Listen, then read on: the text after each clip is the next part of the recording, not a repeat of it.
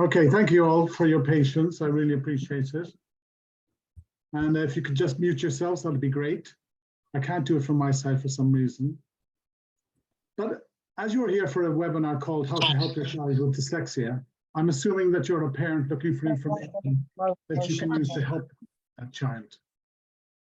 And really what we want for our children is that they become a skilled reader, successful learner, effective communicator, confident individual. So this, sorry, if you could just mute yourself, please, I'd appreciate it. So this webinar is directed towards parents who want to help their child with dyslexia. And it's interesting because a recent report in England stated that children with dyslexia and other special educational needs are being allowed to fail, and fail for years before the schools intervene. Lord Addington, who is the vice chair of the all-party parliamentary group for dyslexia and other specific learning difficulties, quoted an education psychologist who claimed that they normally rely on people failing for X number of years, as he said, before they intervene. That is, they have to prioritize hard cases because they have low budgets and lack of resources. And if you think about this, guaranteeing failure with the strategy, Addington said the best way to get high needs, resources, and support is not to get them addressed for several years. So when your child is behind the curve, when your child hasn't acquired the skills, they get the problems, but that's only when they get the resources. And this is happening to children in the UK and other countries as well, like Ireland, where there are huge waiting lists for assessments and interventions. And that's a big problem, the lack of intervention at an early age. We know that the consequences of being left behind can be devastating.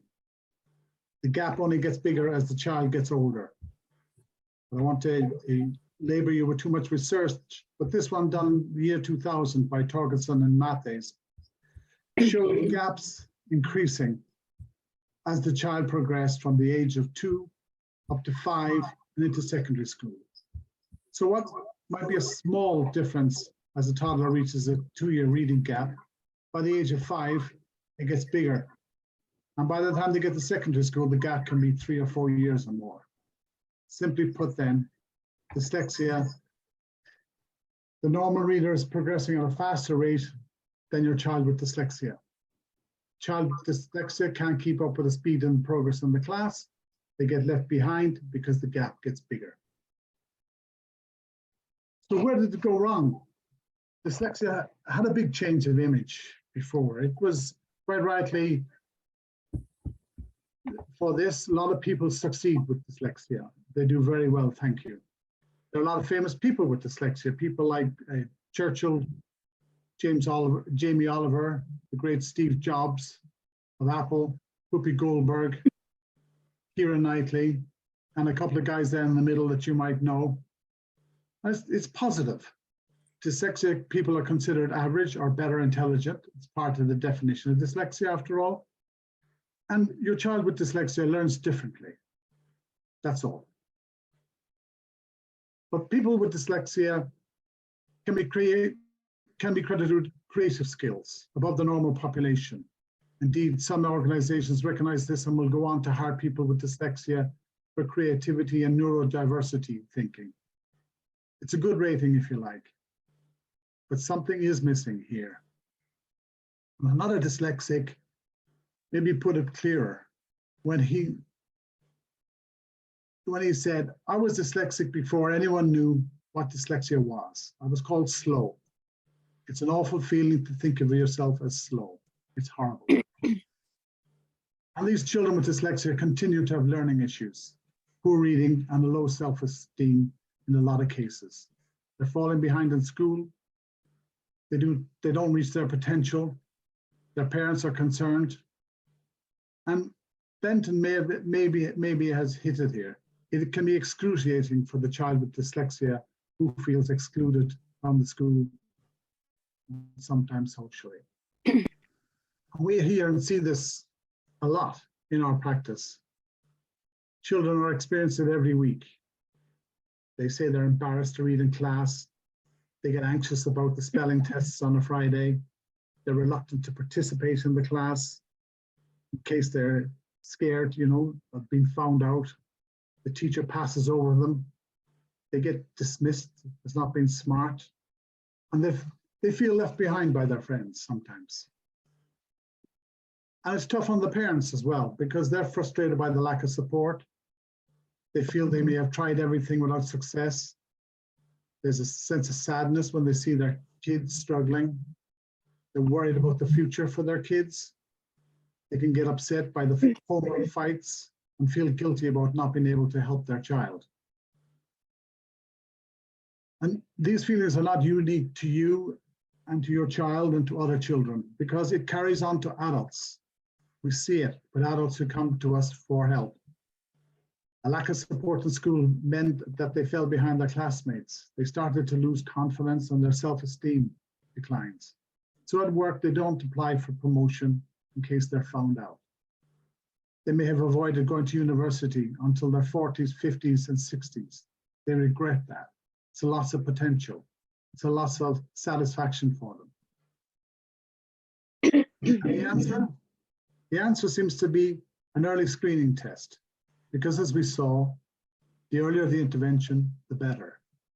Then your child can get the resources and support that they need to close the gap and regain confidence. And of course, we're not just looking for their reading age. Well, we're looking for their grade, yes, their percentile, yes, but we want to measure their reading proficiency in terms of phonics, decoding, vocabulary, comprehension, these foundation skills that they need to be efficient readers. Reading fluency, things like word count per minute. We want to know about their learning skills, their memory, their attention, their processing, their sequencing, their listening ability, their social abilities.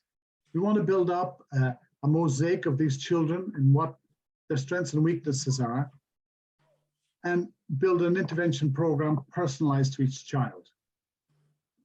So these reports, these assessments can be very valuable. Education psychologists' report can really make the difference for a child by the analysis and the recommendations. Am I doing it okay? Am I doing it okay? Shut up and lick. But in general, money isn't there. There's a lack of money available for dyslexia, both the testing and the intervention. And why is this, when the impact on children academically and emotionally and social-wise is potentially huge, and that parents are upset and frustrated, and society and the economy loses out on their potential. The overall costs are huge. California might be the exception to this, actually.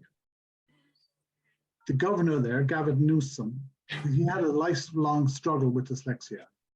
And he's made his proposal to screen children for developmental disorders personal mission. So most people fail this fitness test. He wasn't diagnosed with the reading disability until he was in the 5th grade, 11 years old. He wants to introduce an early screening test for all children. The earlier the intervention, as I said, the better.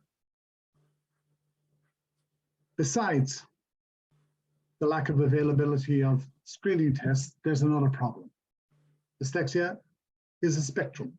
That is, there can be multiple issues and scales of strengths and weaknesses. We're going to take a look at that, and then we'll focus on a few key strategies, such as the importance of being able to process information efficiently and effectively, and the role and limitations of Watch Your Child's School. And by the end, we're going to make you an offer to buy our home course, so don't be too shocked. And you can empower your child to overcome their reading difficulties and excel in school. So your child needs to climb the learning pyramid.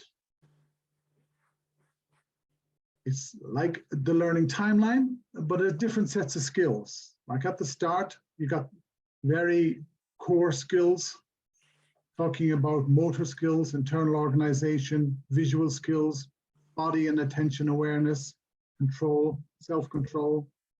You're talking about these skills that are the foundations for children to develop listening, oral communication, and to go on to develop things like their memory, processing, attention, auditory processing, visual processing, the ability to sequence or follow instructions. They continue to need these skills right through life. From there, they start developing an essence of self-control. That helps them to become an independent learner. They include reasoning, organization, mentoring, attention, impulse control, behaviors, habits, etc. Then the child gets into foundation academic skills that they can build on, reading, writing skills, storytelling, language, spelling, maths, and so on. After that, the sky is the limit. They include things like high-level comprehension, inference, deduction, logic, rationalization, higher grade of content, and moving on to more sophisticated things as they go through late primary school, secondary, and university. So they need all these skills to thrive. And where does the school fit in? Well, the school is expecting children to come ready to learn. That is, they focus on the content and learning strategies, the top two. They will, of course, develop things like executive function, processing skills, but they need a certain level of those before they can start working with the child in a classroom with other children. So if a child has a weakness in one of these skills, then they may start to fall behind the other children who have developed their core foundation skills, their processing skills, and their sense of executive function. And they're not able to take in the content that they're delivered academically. Now, for content teaching strategies, it works up from cognitive skills to fluency, to comprehension, to metacognition. And there's a lot of great materials and resources on these things.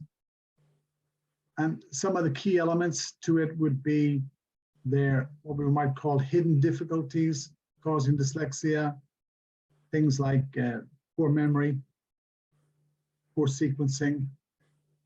And children need to go through a comprehensive integrated program that covers this listening, phonics, vocabulary, spelling, grammar, cognitive skills, higher level comprehension, etc.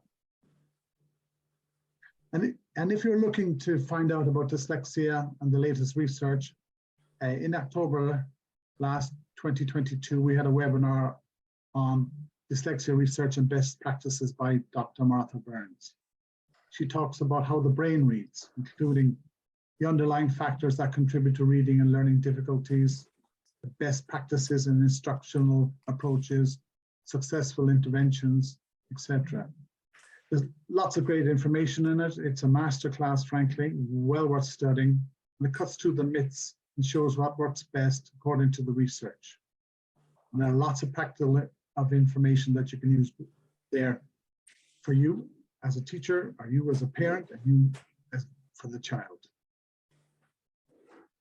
So we sent out earlier a checklist, signs of dyslexia, for people who may suspect that the child has dyslexic tendencies, and you may have ticked some of the boxes on those. The list covers all areas of the learning timeline. And did you see the patterns that come through?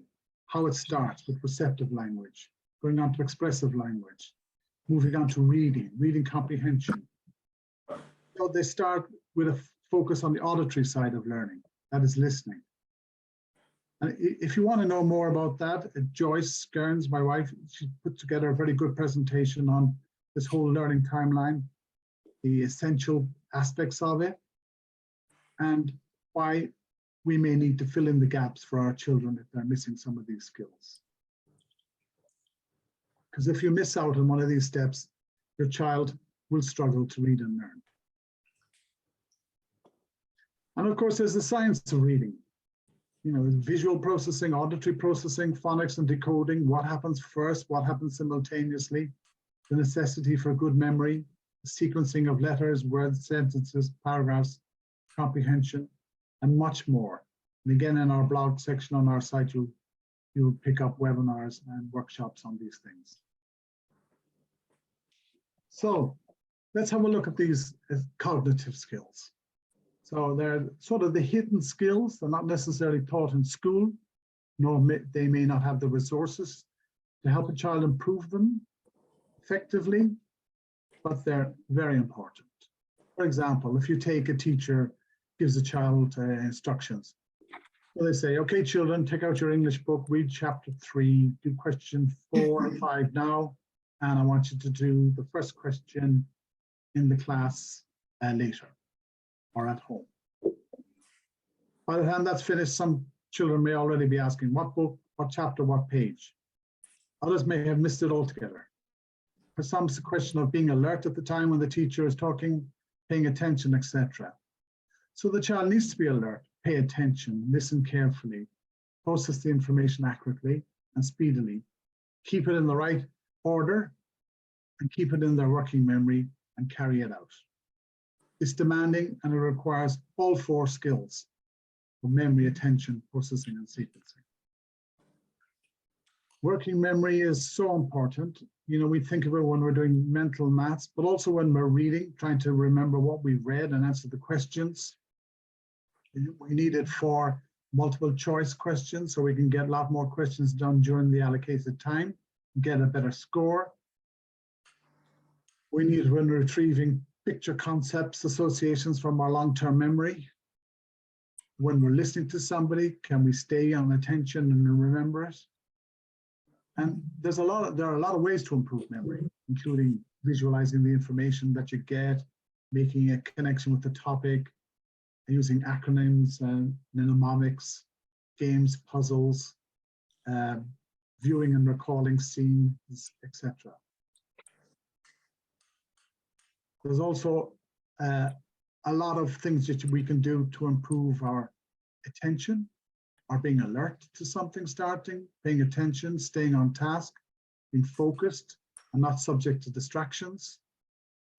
And this allows students to do their work more efficiently and effectively. I mean, how many of us, for example, have mechanically read a paragraph or a page while thinking of something else?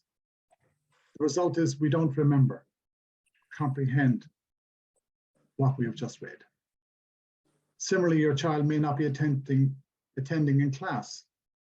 They may appear to be listening to the teacher, but are actually daydreaming. And because your child may be quiet and not disturbing the class, the teacher thinks that they are listening and learning, and the teacher doesn't check on them. So they sort of glide through the class without really paying attention to what's happening and without learning. Your child needs to be able to distinguish sounds quickly enough to discriminate individual phonemes or sounds to understand words and sentences on paper. Otherwise, they get mixed up. They're not able to read, they're not able to decode, but they need to be able to take in incoming instructions accurately, speedily. If they can't process this auditorily very, very well, think of it like you trying to listen to somebody on a phone with a bad signal.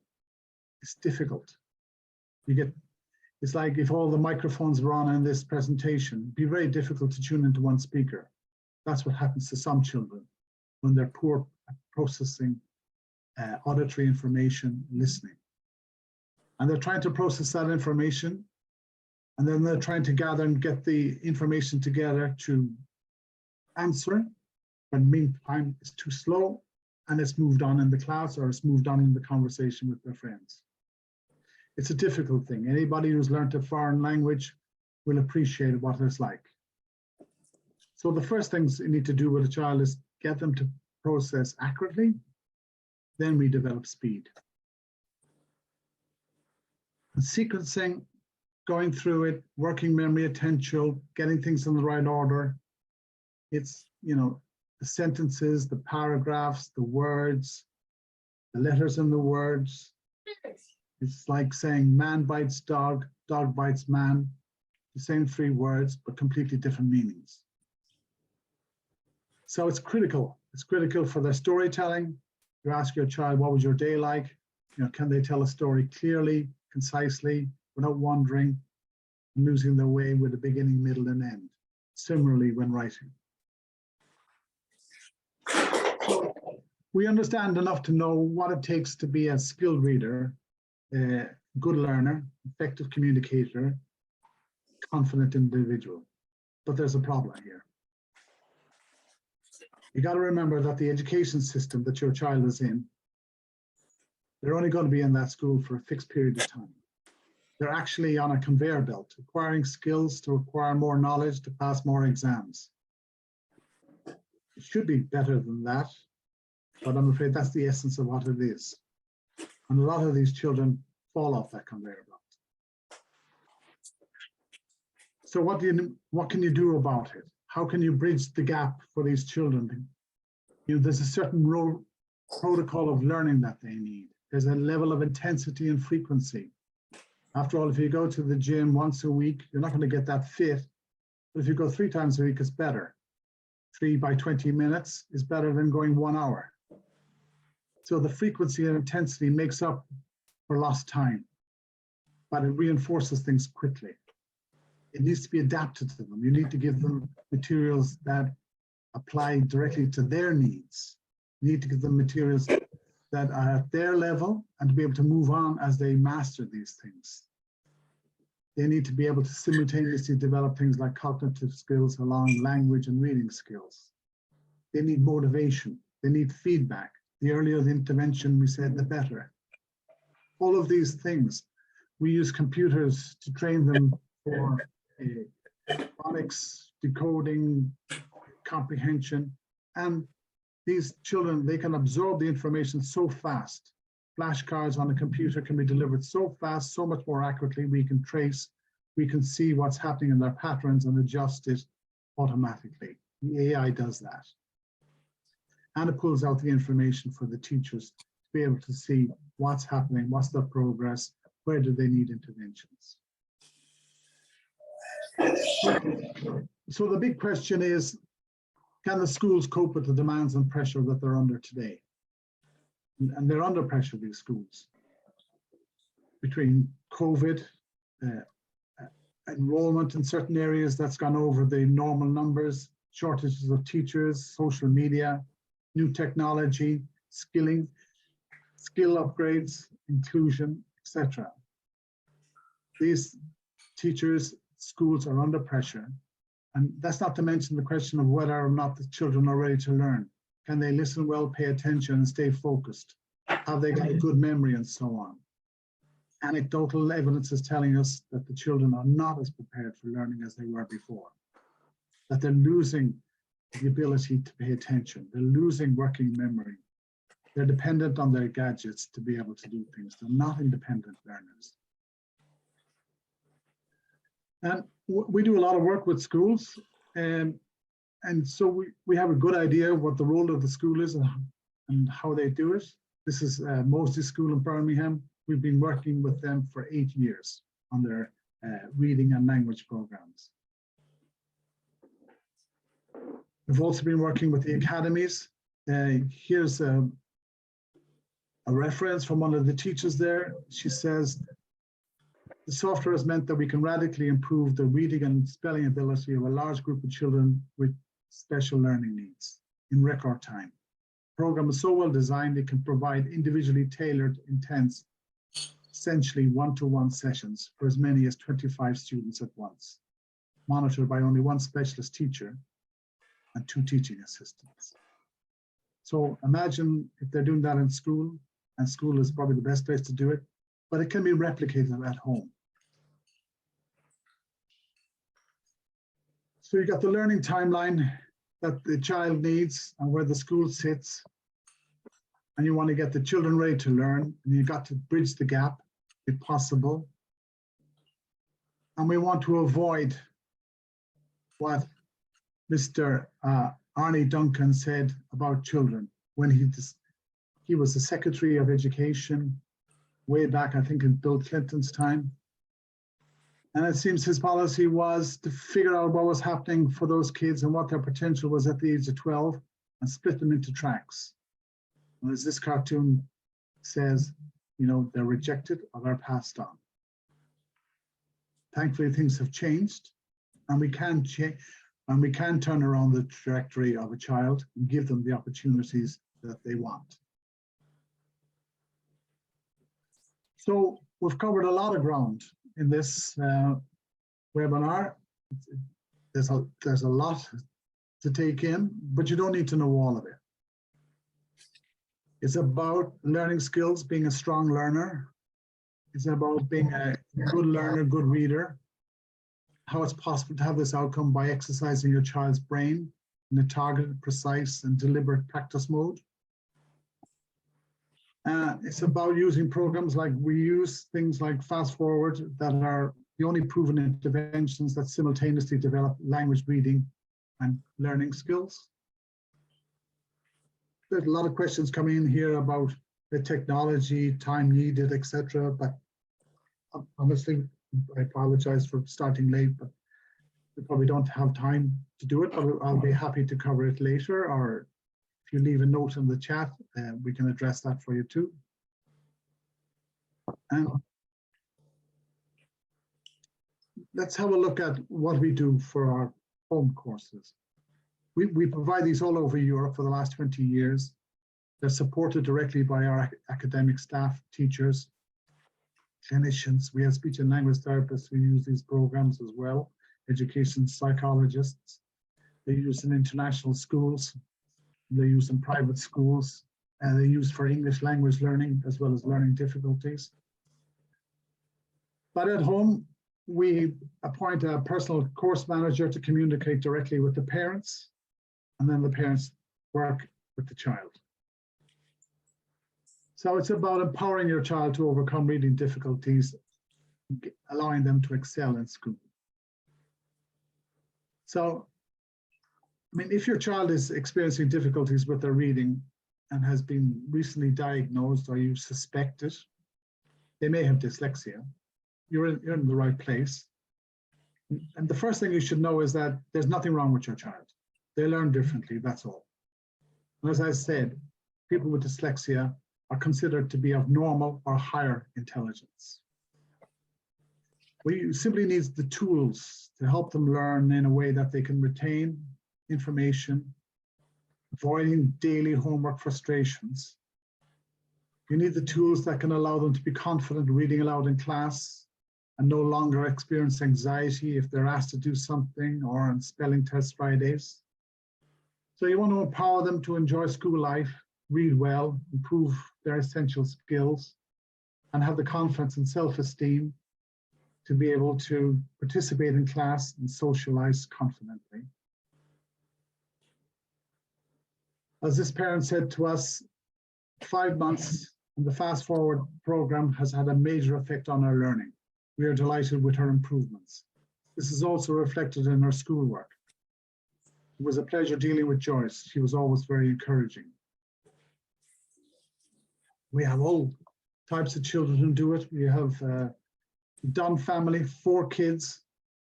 They were in danger of missing out on their chosen course in university. The school didn't have the intervention resources at this time. It was a few years ago now. They didn't have the assessment teaching technology needed to change the situation. And the children had been using various compensatory strategies like developing a super memory to try and read. And I remember their daughter even learned off the teacher's piece in the book.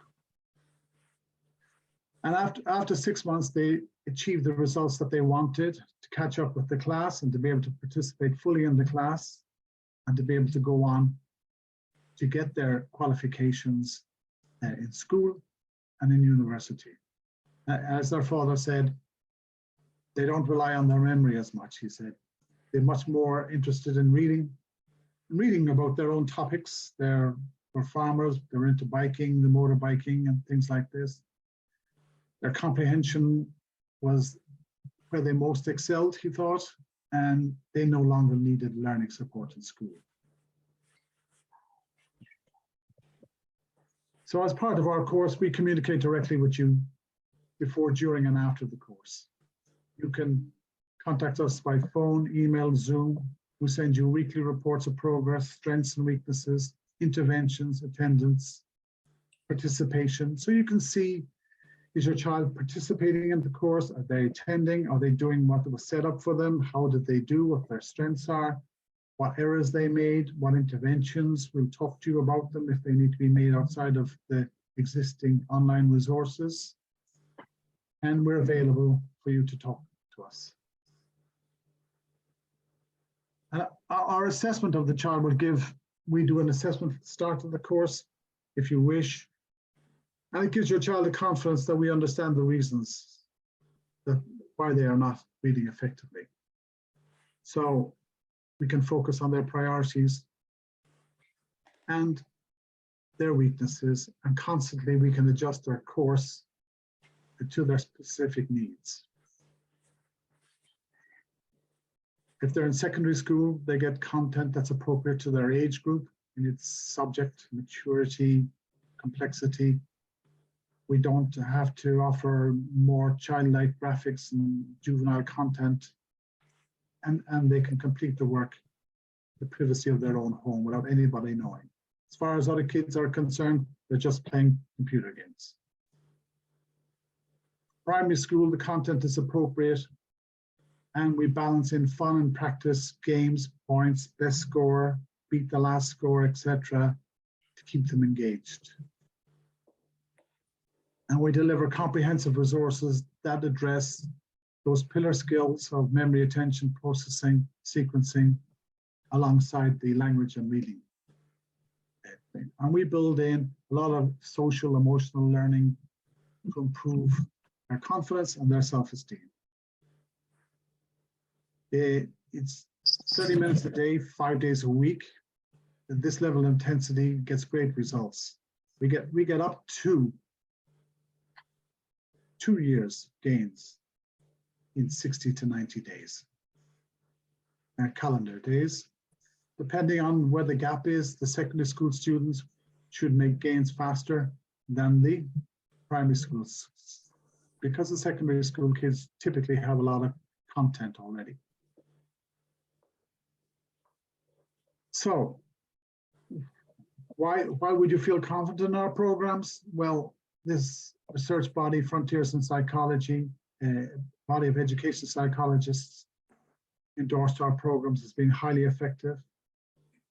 We have studies from Harvard and Stanford universities. We have endorsements from the Welsh Assembly. And our program is the only program that improves your child's ability to learn while they are learning to reading. Improves their ability to process information, think,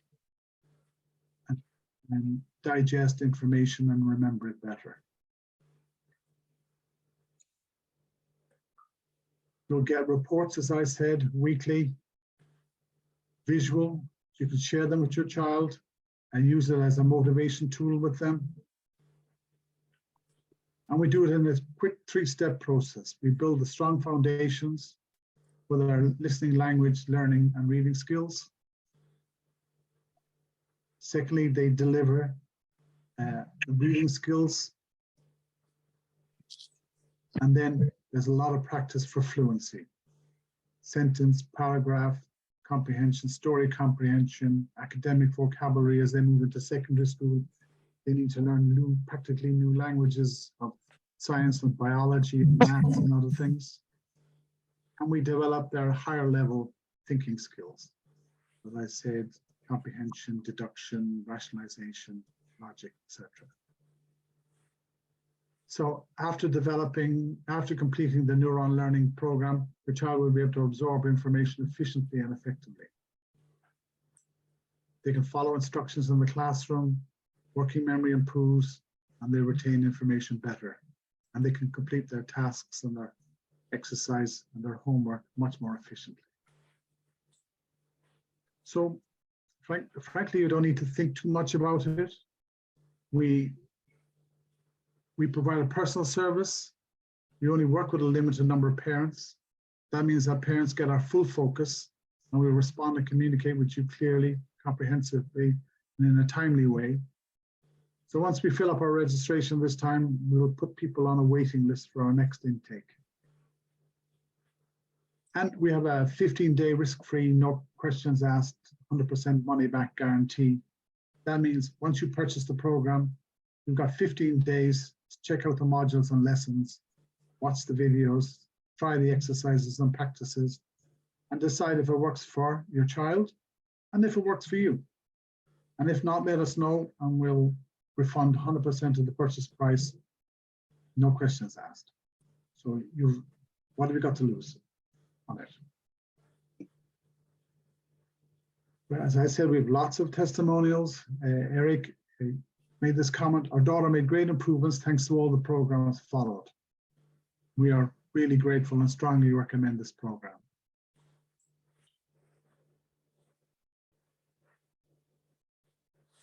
So a teacher, when a recent study we came out with of nearly 500 kids, the teacher talks about they weren't expecting the program to start working so quickly.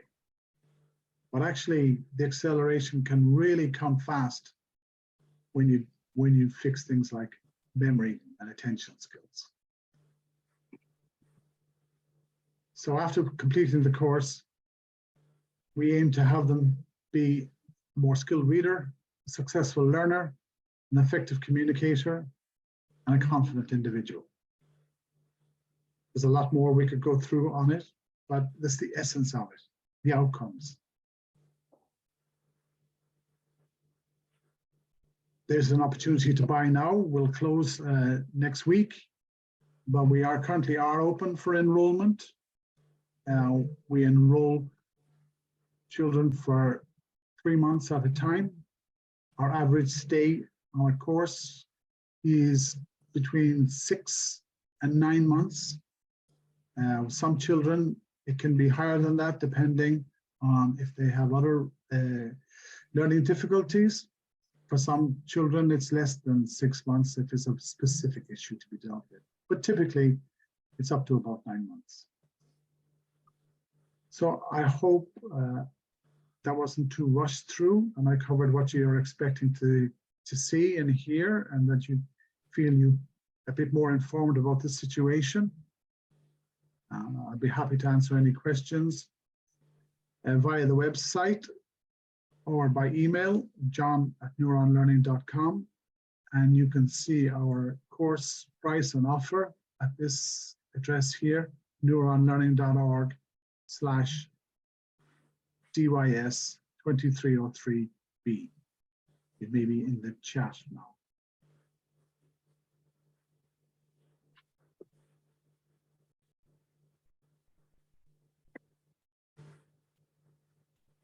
So if anybody has any questions, I'd be happy to take them.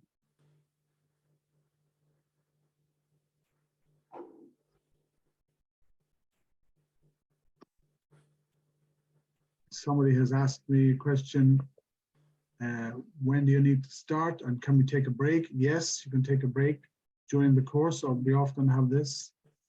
People go on holidays on that, we put the course on hold for them. Sorry, that should be.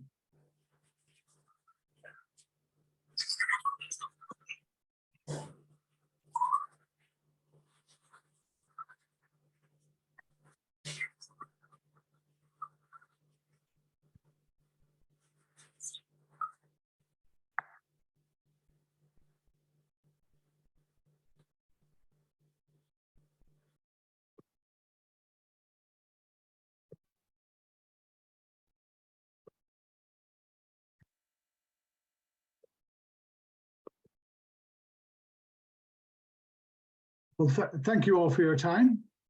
I hope you found it useful, and hopefully we'll get to talk in the future. And take care. Bye now.